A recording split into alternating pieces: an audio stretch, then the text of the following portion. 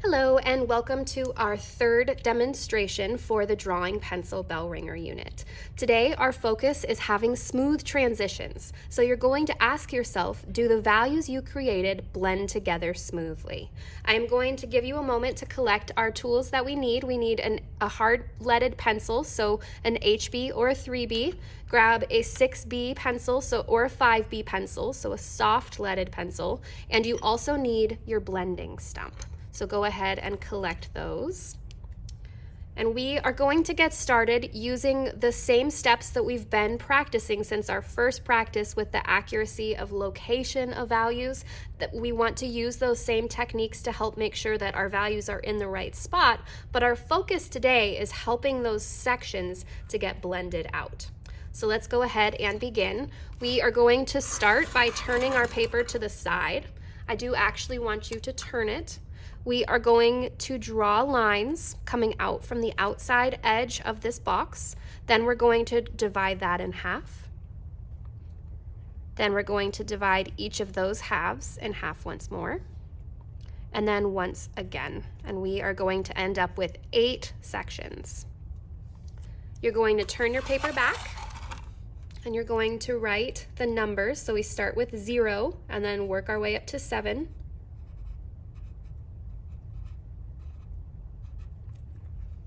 Go ahead and take a second to label. I am going to have you turn your image back, and we are going to begin with our soft leaded pencil. We want a 6B or 5B. We're going to begin by filling value number 7 in completely solidly. We want this to be shiny, so that's the level that we're looking for, shiny. Now we're going to go into value number 6, but I am actually going to make some mistakes intentionally right now so that I can show you how to fix them. So we're going to continue into value 7, and you can see that I do not have a great transition right now, and I'm going to show you how to fix that. Next, we are going to move into value 5, value 4, and then value 3. And remember, 3 is the lightest that you can color with your pencil. Now, the next step, and I would highly recommend fixing this error before you continue into your blending stump phase. So what you're going to do to fix these sections, so if you have sections that are very clearly divided and are not blending into each other, I want you to find the edge of that section. So if you can see like a line dividing these spaces, I want you to put your pencil right on top of that line. We're going to start on one side, and we are just adding another light little layer of circles right along that line. And if you still see that edge, you'll pick up right on that edge and add another layer of value right along that line. And we're trying to help blend these values together just by going right over the edge where you can see the division between them. So the trick is to put your pencil right on top of that edge and just add another layer of circles just right underneath it before you continue on. And that is how you can help those sections to blend together better. So we want to have a nice smooth transition before we come in with our blending stump. Sometimes people rely too heavily on their blending stumps to get rid of those sections, but it's actually the pencil's job to do that. We can blend with a certain amount with our blending stump, but really the majority of your work should be done with your pencil. Now we are going to switch to our blending stump, so we're going to clean that off first. I like to start in value 1, and we're just making this as light as we can. We want it to fade into value 0. I am going to press just a little harder for value 2, and that's how we can make it slightly darker. Then we're working our way up from the light end of our value scale, and we're just smudging away any of that texture that might still be left behind. And we're just going back through and smoothing that out so that we have a nice smooth transition. Now, if, for instance, you still had a section, so say I have like an edge right here that you can really see, I can still go back over that with my blending stump and just try to get those to blend out. So you can use your blending stump to help with sections, but it is a lot easier to use your pencil to make those adjustments. All right. Now we are going to switch to working on our sphere. So I'm going to turn my paper back the correct direction. Now I am going to start by giving myself those key points so I can know where to put my values. So go ahead and take your pencil and put it on the outermost edge of the circle. We're going to draw a line straight down compared to that outside edge of your rectangle. Next, we're going to have a line coming straight out from the bottom edge of the circle. And this little triangle gives us 2 points here and here. We want to connect that line with just the softest little curve in it. Now we're going to bring in the triangle that goes above it, and that is going to be just slightly above the tabletop edge, and it's going to end just right at that same point. So we are drawing in these 2 spaces, but I want you to remember that we are trying to build up our lighter values with our blending stump to help create that little eyeball shape. So that's what we're working towards. Now we'll use our blending stump to lift on this side to get it to be up to this point. So the first step here, we are going to start on the right side of this top triangle, and we're going to fill it in solid black. And then we are slowly transitioning this to a lighter medium tone, so probably like a 4. All right, go ahead and get to that point. We want to have a nice, smooth transition. Now I'm going to make another error here. I'm going to show you how to fix it later on. If you know how to have a smooth transition out, try to make it as smooth as you can. Don't copy this error if you don't have a problem with it. But I am going to show you, oops, I kind of blended that too much. I'm just going to show you what it looks like when you have a section left and then how to fix it. But if you are able to blend this out so it has a smooth transition from this medium tone to the gray, then do that. Next, we are going to work on having a transition out to the lighter values, and we just want to add a small amount of pencil here so that we're blending that out and lifting it up to help start creating that eyeball shape. Sometimes it's helpful to note where that value ends and then to just kind of make a little point on your paper so that you know that you're lifting it up high enough. Now I clearly have not blended that out very well. So let me show you again how to get rid of these sections. So what you're going to do if you have a section and you can see oh man, that does not fade together very well, you need to put your pencil right on the division line and you're making small little teeny tiny circles that go over it. And see how just that one little move made a really big difference. So now find that division line, put your pencil right on top of it, and add little circles that are just blending it out into that value that is lighter. We want to use this technique to help bridge the gap between those sections so that it has a nice smooth transition from dark to medium to light. So we're essentially just adding in that medium value in between. So now again, I'm finding this section, putting my pencil on top of it, and I'm adding a layer of light circles just right along that edge. And you can continue this step until that section starts to blend together with the section beneath it. So we're just trying to help bridge that gap between our dark and our light. We're working on just blending these sections together. We want to have nice, smooth transitions. This does take a little bit of time, so take your time as you're working through it. And we are going to switch to our blending stump to create our lightest values. Now I'm going to clean my blending stump off first. I'm going to start in the lighter end, so I'm going above where I've actually drawn, and I'm just going to really try to get that value from my blending stump, whatever is left behind, to just barely fade out to the white. This should not be a line. It should just be the start of a small little bit of value.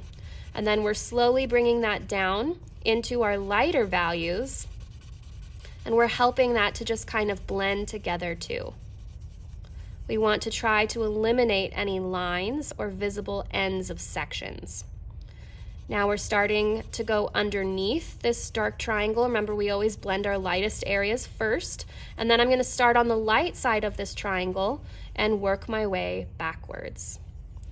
Now at this point, I have a lot of pencil on my blending stump, so I'm gonna clean it off once more.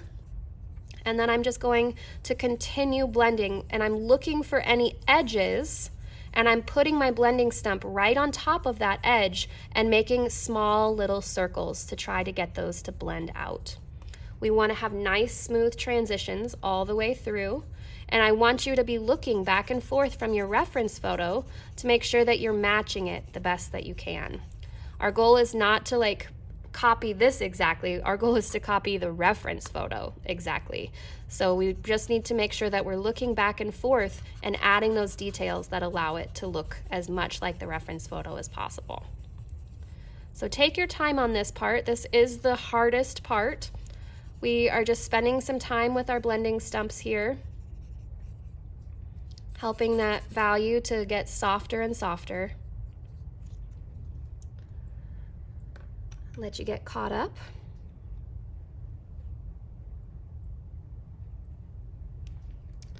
The next step, we are going to fill in our shadow, and I like to turn my paper so that I can really see when my pencil lead is actually touching the outside of the circle. So we're filling this triangle in solid black. We want this to be shiny. That's the level that we need to fill it into. We also are going to stretch this darkest value out just a tiny bit past our triangle, just to show that value that we see underneath the sphere here. So now I've filled in that triangle. I'm going to stretch the shadow straight out, and then right at the very last second, it kind of curves in downward. Then along this bottom line, it goes straight out until the last second where it kind of curves up, and then it does actually touch the edge. We're going to keep this a solid black most of the way out. We want to use small circles to fill this in.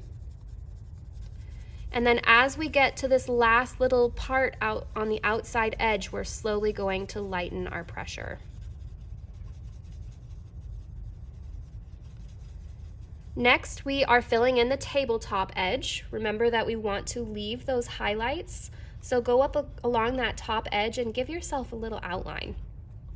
Then we're using small circles, and we're trying to create kind of a value number 4.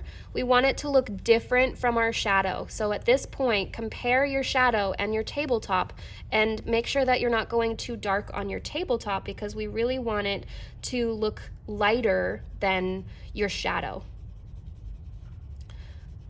You can also turn your paper or just kind of adjust your hand to make sure that you're filling up against the edge of that circle nice and neatly. And remember to avoid using long lines to fill. And I like to kind of get a flat edge on my 6B pencil and just kind of continue using that flat edge rather than like spinning my pencil in my hands, because that makes me, it helps to avoid adding lines. We are trying to add patches of value, and you don't want to see any of those lines showing up. So we're just filling that tabletop edge.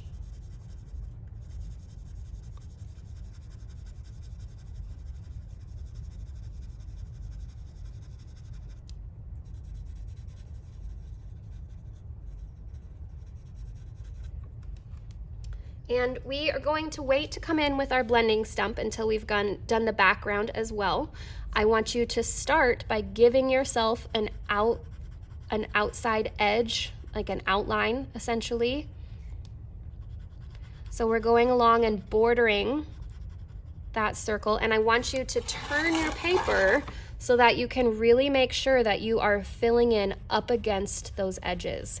And if you haven't tried that tip yet, I want you to do it now, because it really does make a difference in the quality of your craftsmanship, because then you can really make sure that you're up against those outside edges. Now, this does not need to be solid black, but we do want it to be very, very dark. So I'm just going through, I gave myself a border around my sphere. I'm going to give myself a border around my rectangle as well. And then I'm going to start filling with small circles. So now we're just working on filling this in. We don't want it to be shiny. Our shadow should be the darkest area of our practice so far, but we are just filling in with tiny circles in this background space. Remember to avoid using long lines. That does make it not as nice of an effect because you get those gaps in between your lines. So we're using small little circles to fill this in. I want you to try that. Small little circles.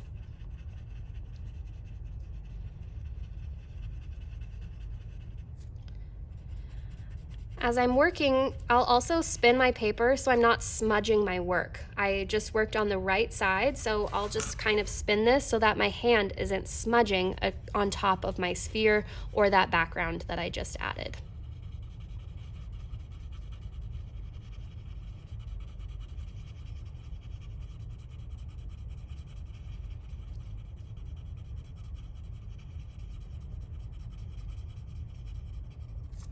All right, so now we are going to switch back to our blending stump. We're going to clean it off and we're going to start in our lightest area first, which is our tabletop. We are trying to eliminate any grainy texture. We're also trying to make our highlights a smaller little sliver. And we want this tabletop to be completely even all the way through, except for just that tiny little edge, that little highlight, and the shadow, of course. So we want this to be like the exact same value all the way through. That's your goal. We also want to make sure we're not leaving any highlights or light spots on the outside edge of the rectangle. Now I'm going to go on to blending my background.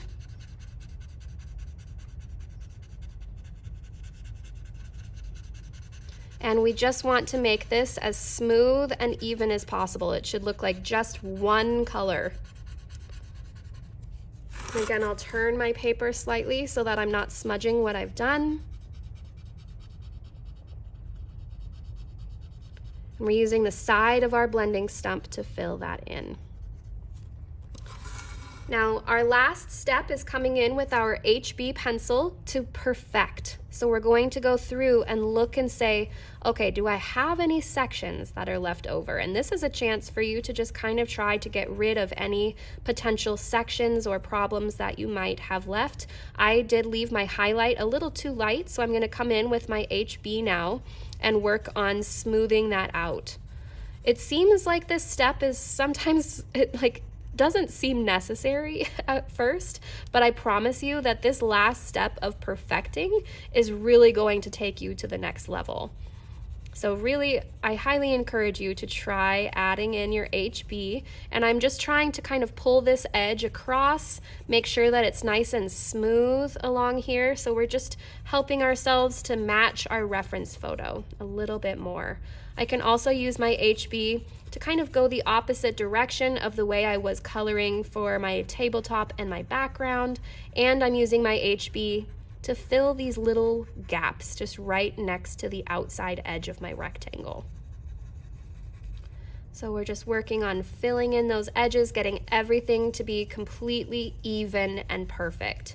And this is one of those small little tasks that seems, like I said, sort of pointless, but wow, it really is when you make the biggest amount of progress, especially if you've already had some pretty decent success with this practice. This is the best way that I recommend to level up, is to just continue working on blending out those sections so that they are as even and smooth as you can possibly make them. All right, thank you for watching.